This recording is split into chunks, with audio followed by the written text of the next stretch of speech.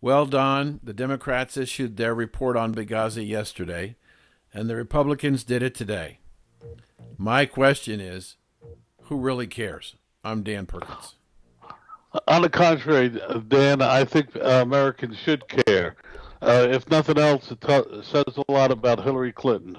I'm Don Mazzella. And this is Two Guys from Verona. We'll be right back.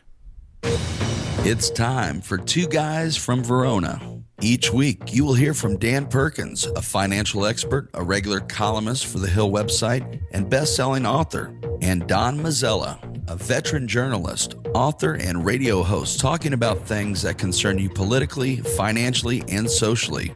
They will also try to give listeners a heads up on future happenings. Well, good evening, ladies and gentlemen. This is Two Guys from Verona, and we have a special guest tonight, Gerard, and help me with the last name again. It's Haran? Aaron, yeah. Aaron, I'm sorry. Welcome. Oh. We read some interesting stuff about you. You're a former aide to the president, or not president, he wished he was president, Republican Governor Chris Christie in New Jersey. And, the idea that the Democrats championing underdogs just doesn't fit in their criteria. There are what we call the ruling class, or the elites in the White House, and have been for 16 out of the last 24 years.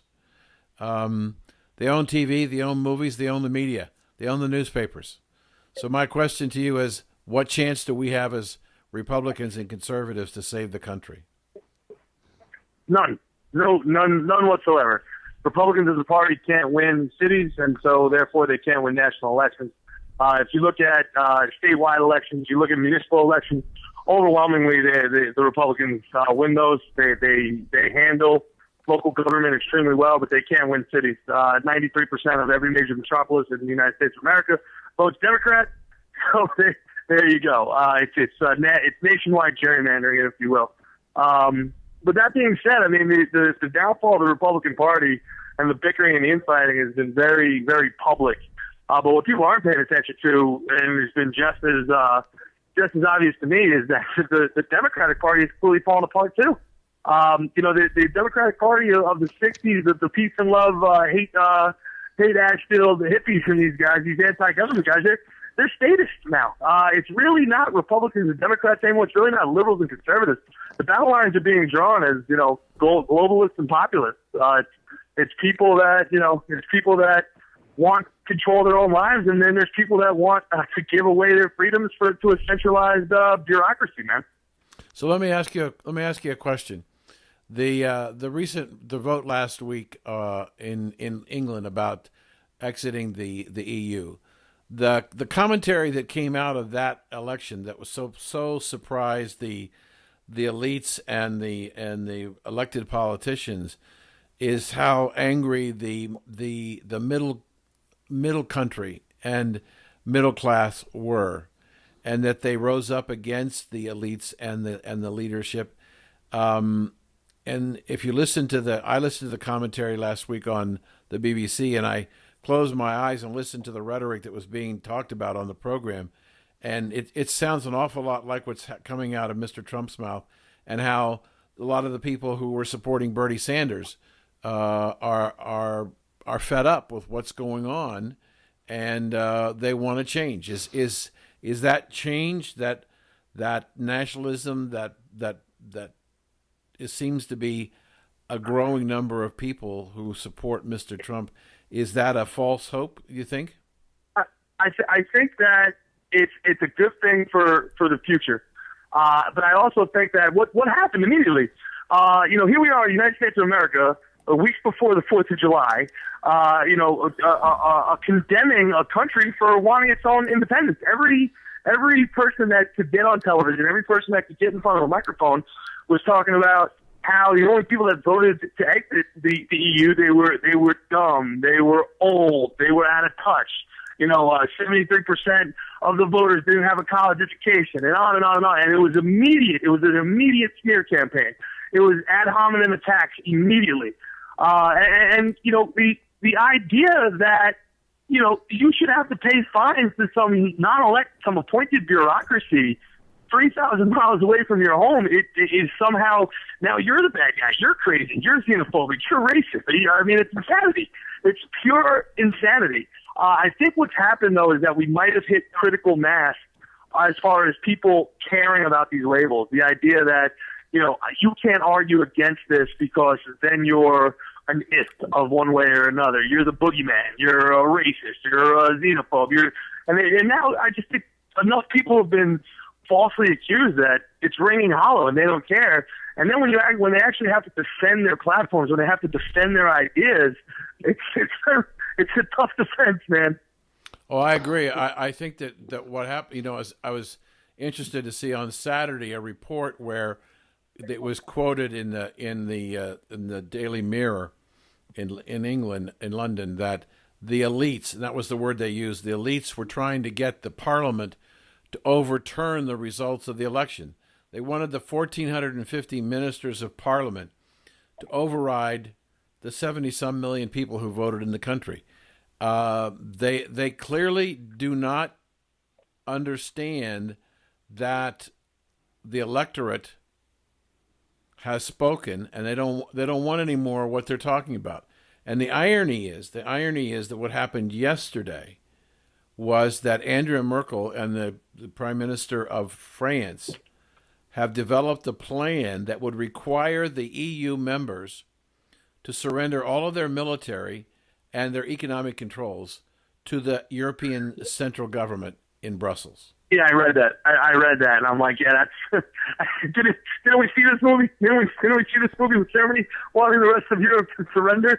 I mean, hadn't we gone through that? I mean, it's so crazy. It's the same thing when I see these gun control things, man. And one of my best friends in the world, one of the guys I played baseball with in the minor leagues, he's an African American, really, really intelligent guy, and he's super against gun control, and he was really pro this sit-in. And I'm like, what was the sit-in about? They shot down 2 gun control bills that would have passed. Senator Corbyn's bill would have passed, and it fell 6 votes short. And it was almost the exact same bill the Democrats put out, only it accounted for due process. So the Democrats didn't sit in against gun control. They sat in against due process. And if you're a minority in this country, with our history with you, how could you possibly be okay with eliminating due process and letting only the powerful and the elites have weapons? We had that already. It was called Jim Crow. The Democrats sat in for Jim Crow. It makes no sense to me, man. It's insanity what's going on. People have their story. They're sticking to it. They have their narrative, and that's it. And you talk about Parliament wanting to overturn it. Why not? The Supreme Court.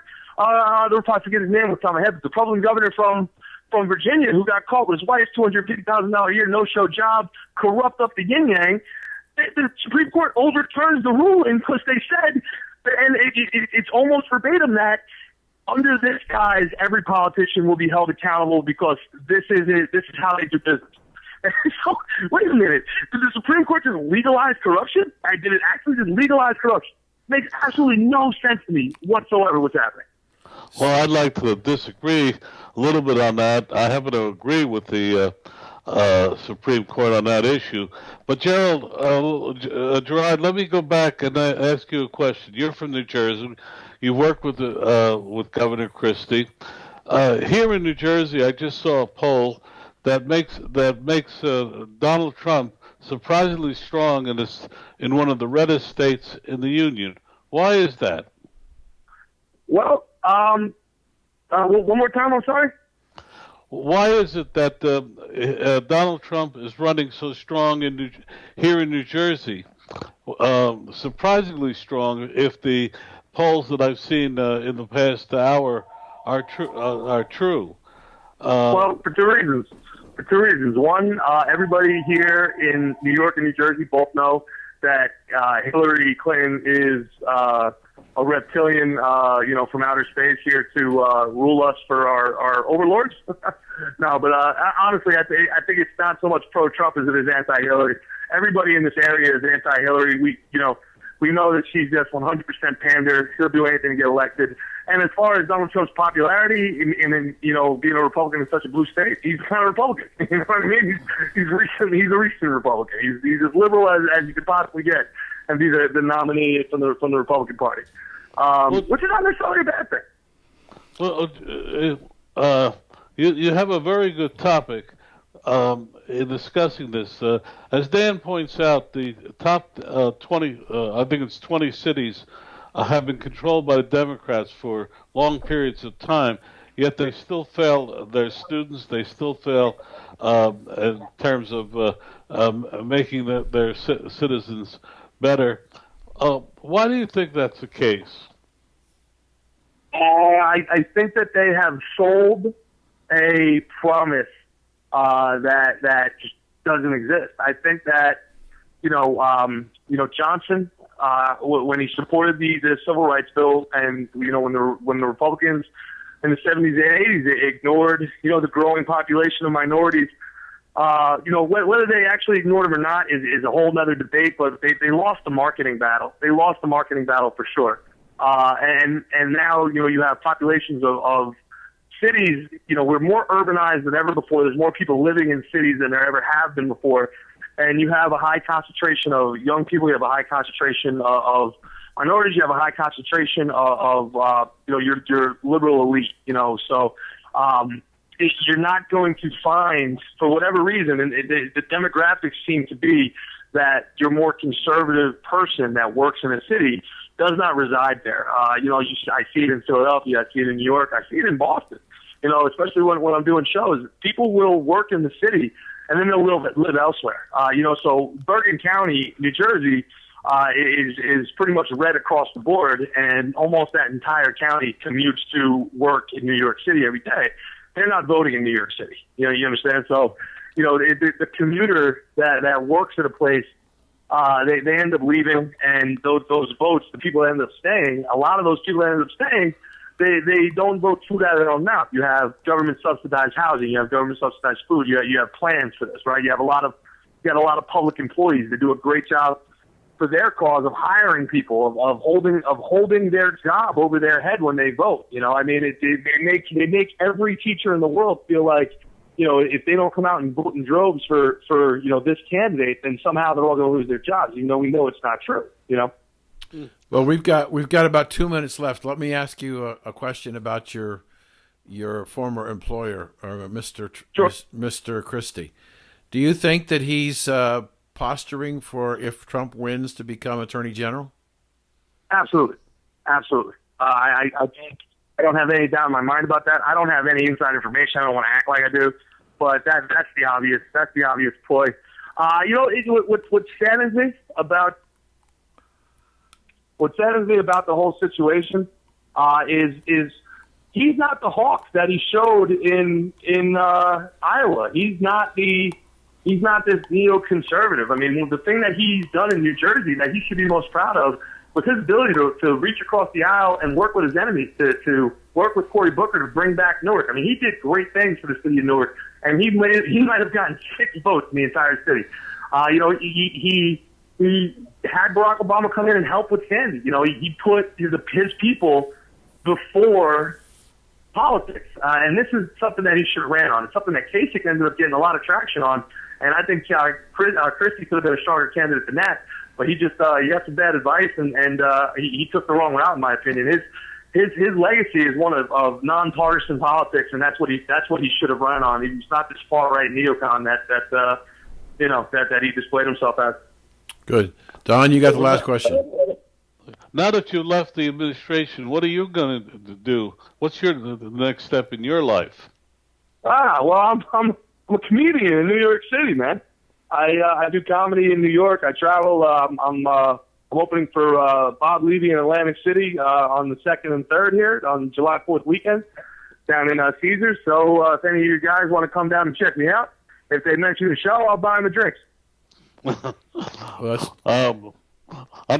have to march, believe it or not, the July 4th old style parade in a small town in New York.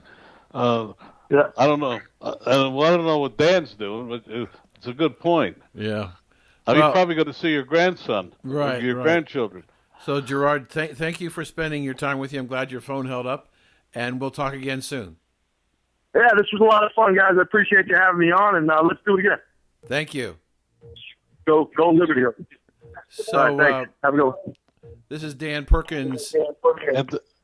And And Don Mazzella. For Two Guys from Verona. Remember, check out our website, twoguysfromverona.com. We'll be right back after these messages. Welcome back. You're listening to Two Guys from Verona. Once again, here's your hosts, Dan Perkins and Don Mazzella. Well, Don, as I said in the opening, we have the Democratic response to Benghazi yesterday, the Republican response today. I think something like, was it 800 pages or 200 pages? I think it was 800 pages and $200 million. And as I said in the beginning, who cares? I mean, we might intellectually want to know about it, some of us, especially those on the East Coast. But I'm not sure out in the heartland of America that there are many Americans who really care. That happened in 2012. This is 2016. It was 4 years ago. And so the idea that there isn't really any real startling development in the report. I do think that the Republican report and the supplemental narrative, a 50-page deal, what's clear is that the administration, knowing that it was 53 days away from a re-election, managed this process and openly lied to the American people about what the cause of this was.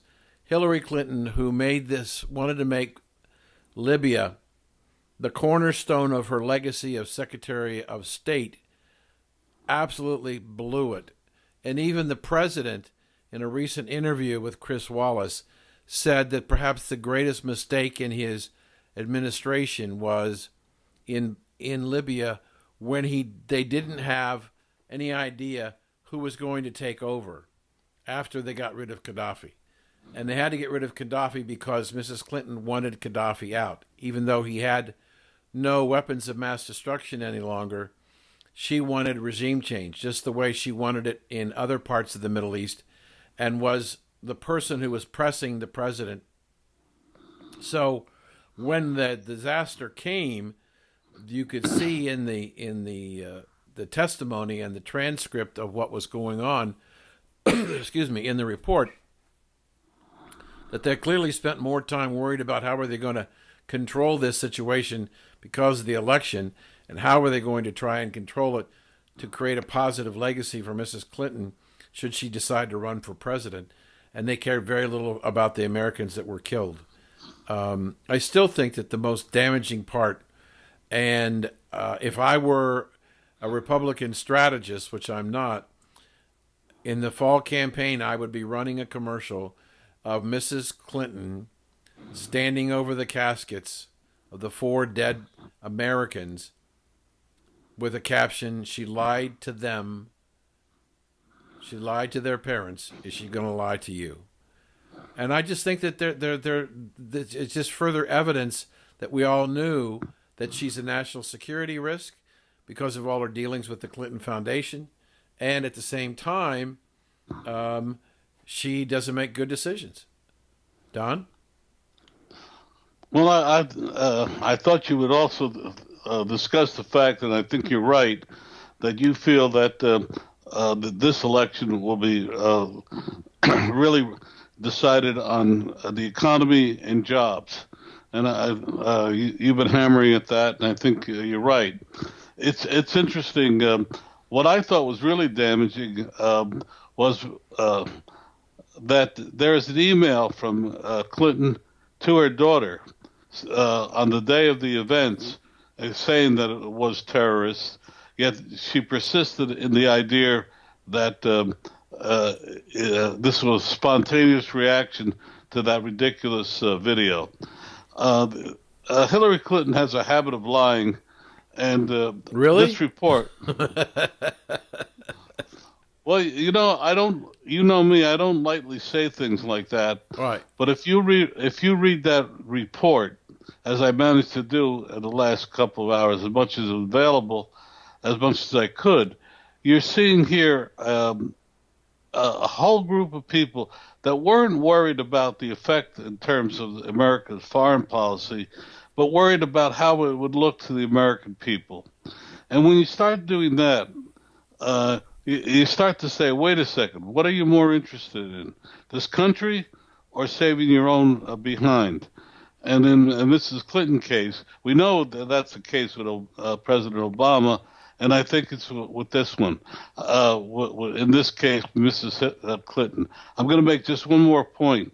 When the CIA overthrew the Mossad, the dictator of Iran, they had the Shah ready to come in and take over. It was one of the great CIA operations of the Cold War. It's a shame that after all these years, Mrs. Clinton and President Obama didn't learn from that. No, they didn't learn. You're right. They put their own self-interest ahead of the American people. And I think that it was demonstrated clearly in the text that we saw today that they were more concerned about losing the election because they had to control this. And I hear the music, so it looks like we got to take another commercial break. This is Dan Perkins. And Don Mazzella. For Two Guys from Verona, go to the website, twoguysfromverona.com, and we'll be right back after these messages. You're listening to Two Guys from Verona. You're listening to Two Guys from Verona. Once again, here's your hosts, Dan Perkins and Don Mazzella. Well, Dan, one thing I learned from you about how every action creates unexpected reactions or consequences. And I wanted to talk today. In the New York Post yesterday, they were talking about this Baltimore rapper who went back to Baltimore to participate in a peace demonstration where they were going to bring back the streets of Baltimore from all the gun violence. Well, he went back. He's a very popular figure. And what happened? He got killed. They shot him dead. I thought it was kind of ironic. And what was really ironic about it is it wasn't reported. It was not even reported in the Associated Press, which surprised me. It happened that the Post has it special, the New York Post. It seems in this world, well, two things. One is the media, once again, only reports what it wants to report rather than events as they occur.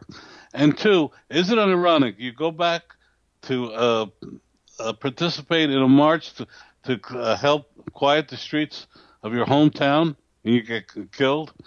Talk about unexpected consequences. Yeah, let me ask you a question about that real quick. I know you've got another piece, and we got that's plenty fine. of time in this segment. Why do you think the Associated Press? You're a news guy. Why do you think the Associated Press didn't do anything with that story? And was it the New York Post you said did it, or someone else? Yes. Why did the Post do it? I have no. I can't speak for the Associated Press. They're usually very good at that. They pick up everything. That it's really a cooperative of newspapers. That's how it was founded, and for the main part, it still is. I don't know why.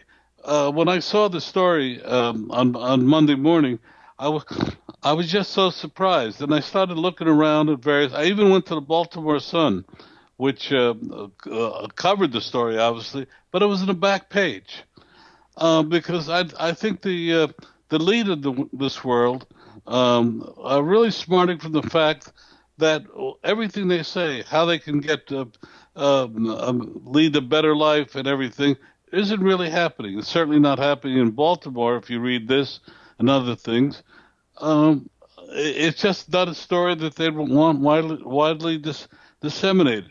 A man goes back. He tries to go back to the streets where he was born and raised, tries to lead a peaceful march, and gets killed for it. It's a fascinating story that should be on the front page.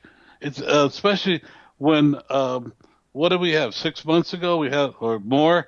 We had the Baltimore riots where people no one died except one man and every time they bring somebody to trial for that murder or death, all they get are a judge saying you couldn't prove it. It doesn't true.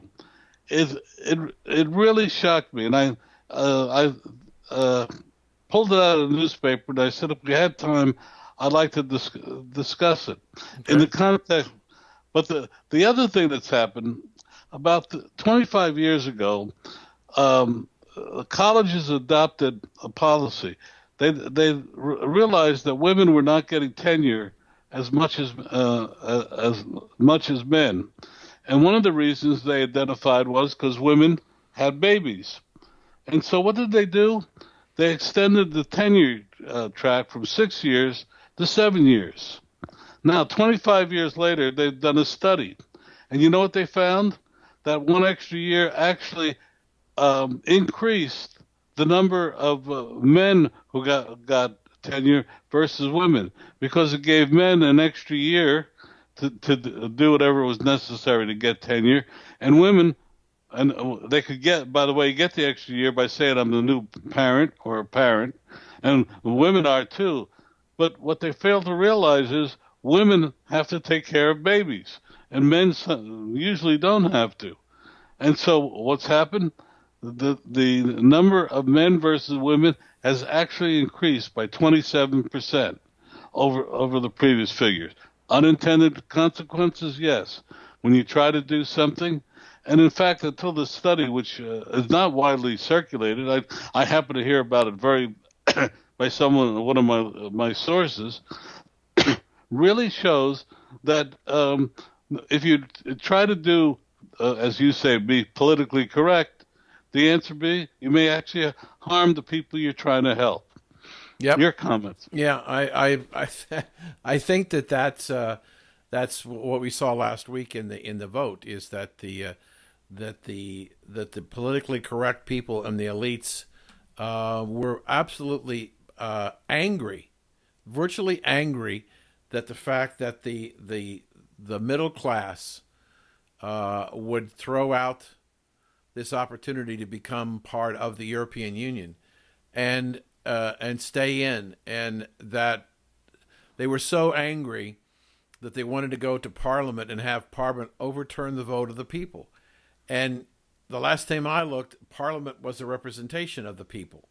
And so the idea, especially in the House of Commons, that the elites who didn't get the outcome that they thought they were going to get, and that's a whole subject matter we can talk about on polling data, they were so shocked.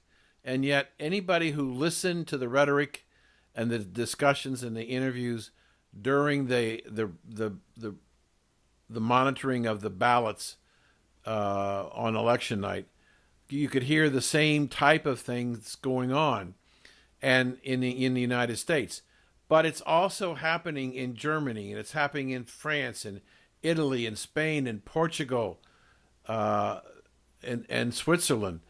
The loss of identity to a central government, the importation of millions of immigrants who are not assimilating into the culture, who in fact want to destroy the culture.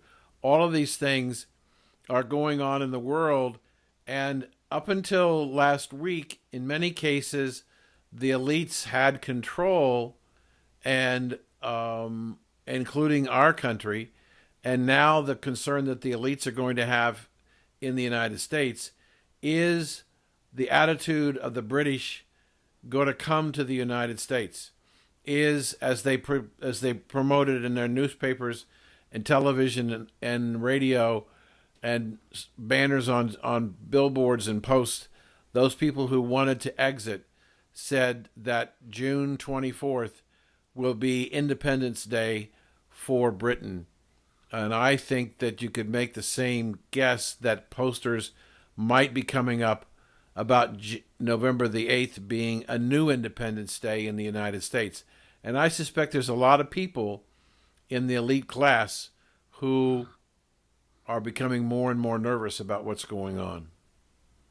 Well, you know, in the 1936 election, there was one of the leading magazines in America was Liberty Magazine.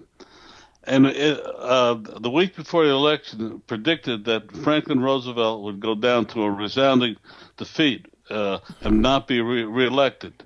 You know why? Because it did a poll.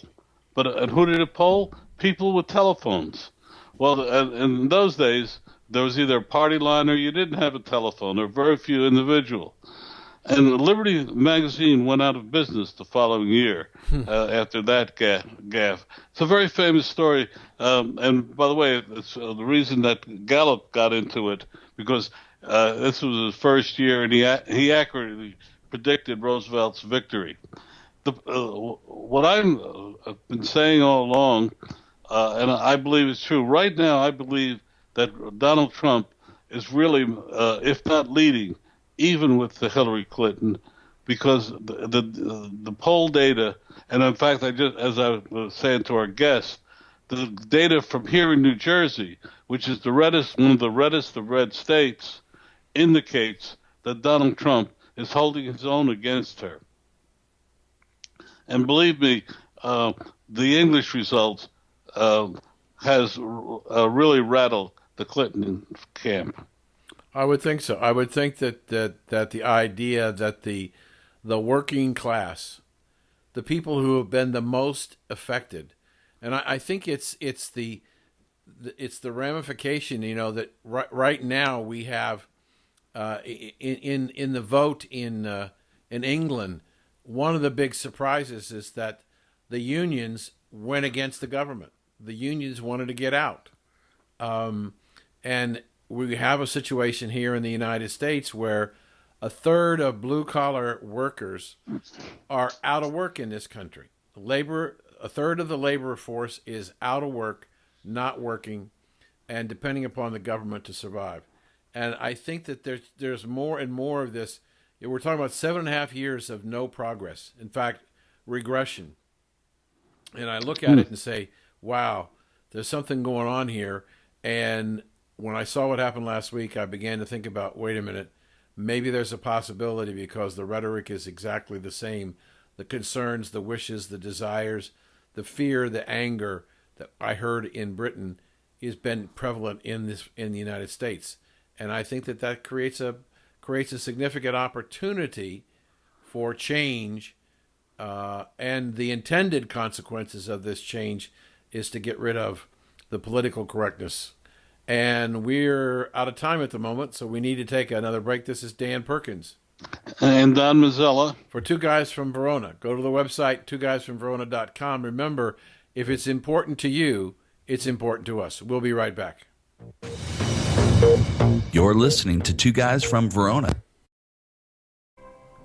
In this final segment, Don and Dan offer their predictions on what's going to happen in our world. Well, before you get started, Don, I just want to alert the audience there is a major thunderstorm rolling over my house. So if you hear thunder, that's what it is. So you've got some news for us. Go right ahead, sir.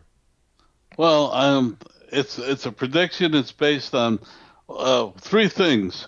Number one, a suspiciously high number of officials have delayed. Usually, this weekend, as you know, is a 3-day holiday, and usually the politicians start leaving town tomorrow, Wednesday, or Thursday.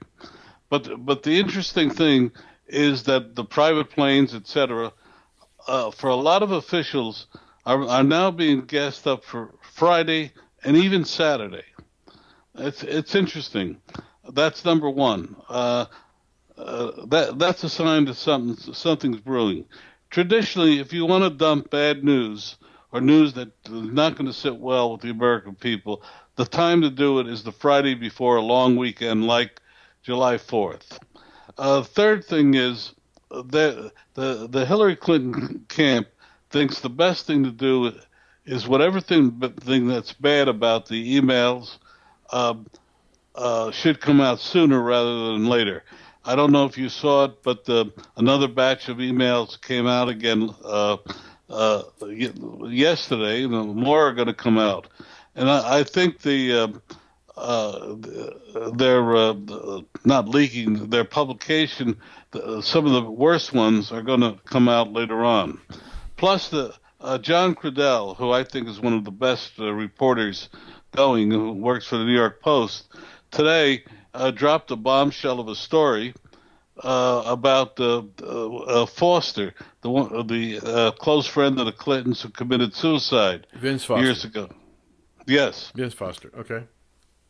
So, and he said openly what's been quiet in Washington for many years.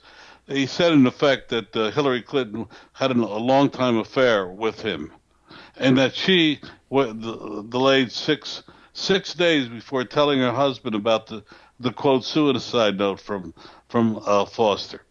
All of this leads me to the belief that possibly we may have an indictment or a pardon or something on Friday. And I think we all have to be aware of that and be concerned that somebody is going to try to pull something over the eyes of the American public this Friday.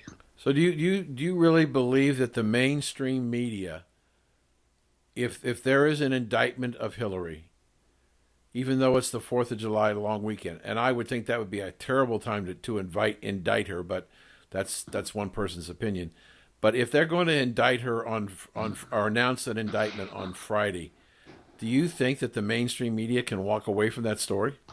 Not walk away from it. The majority of Americans, the way we operate, by the time they really get back to work on Tuesday, it will be an old story. And you won't have the firestorm. Tomorrow, on every network, we're going to see about the Benghazi report. But and on Saturday, but who watches TV on the Saturday before a 4th of July celebration on Monday? It's the way of things. It'll be like Americans will almost say, well, that happened, and it's that happened, and go on.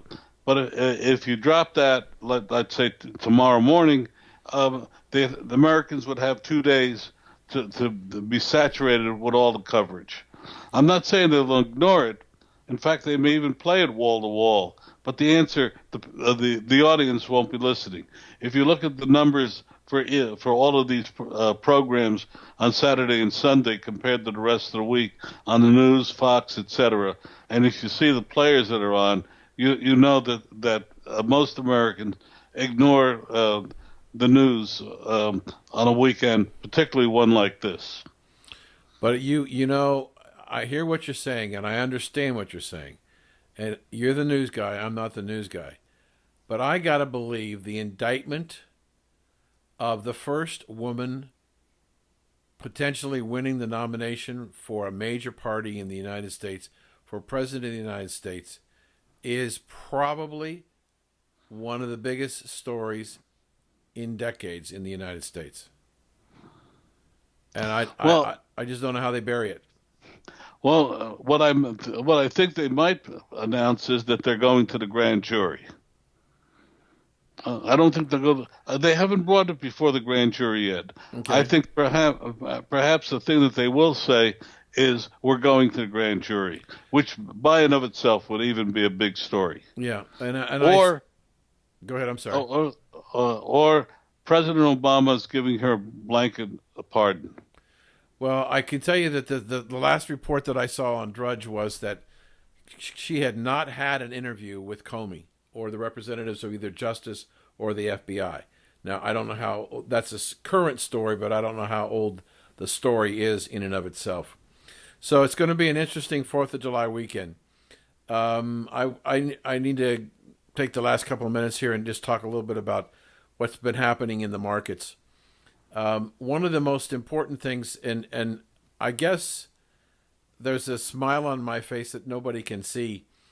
George Soros told the world last Wednesday that if the vote goes in Britain against the stay and the leave wins, there will be Armageddon on Friday, that the world markets will collapse and it'll be worse than 2008. We had a bad Friday. We had a continuation of a bad day on Monday, a little softer day yesterday, and then we had a big up day today. And so What's happened is that a lot of the loss that was blown out of the market on Friday has already been recovered, and interest rates in the United States are still within about 10 basis points of being at an all-time low. The markets hit about 2,000 in the S&P and bounced off of there. But it's not a time to panic. People who make decisions based on panic usually make bad decisions about a lot of things, including I think that investing. thunderstorm has finally gotten Dan. Yeah, We're looking at him. He and I share a Skype, yeah. and Okay. So anyway, just be careful. Don't make rash decisions about the markets, and don't panic, and be careful. This is Dan Perkins Don Mazzella. for Two Guys from Verona. Remember, if it's important to you, it's important to us. We'll talk to you next week.